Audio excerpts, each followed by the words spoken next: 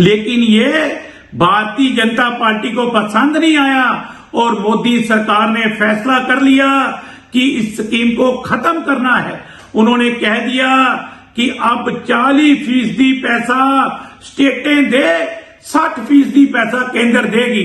भैया, कांग्रेस पार्टी ने 5 जनवरी से ये गरीबों के हक में आंदोलन करने का फैसला किया है, मजदूरों के हक में आंदोलन करने का फैसला किया है, क्योंकि मनरेगा स्कीम ये गरीबों की लाइफलाइन थी और ये सोनिया गांधी और डॉक्टर मनमोहन सिंह के ये सपनों की स्कीम थी।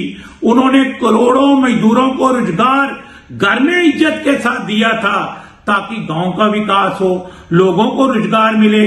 लेकिन ये भारतीय जनता पार्टी को पसंद नहीं आया और मोदी सरकार ने फैसला कर लिया कि इस स्कीम को खत्म करना है।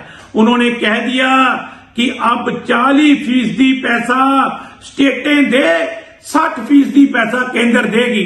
भैया, आप 90 पैसे में से 30 पैसा आपने कम किया।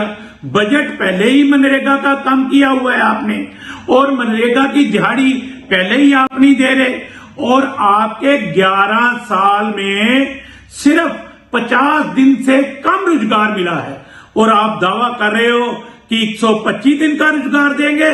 11 साल में तो 50 दिन से भी कम रोजगार दिया है।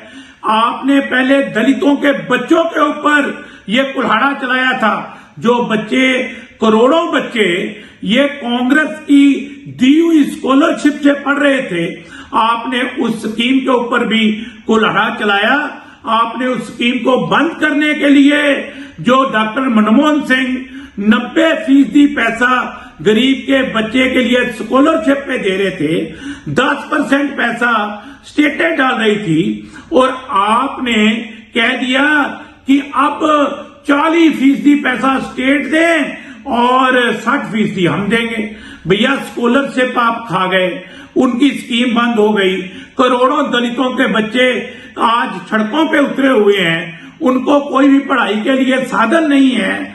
आज आपने गरीबों की ये महत्वपूर्ण स्कीम भी बंद कर दी, और कांग्रेस पार्टी गरीबों के हक में आवाज उठाएगी, क्योंकि गरीबों का पसीना जो बहता फजूल है, आवाज उनके हक में उठाना असूल है। हम उनके हक में आवाज उठाएंगे।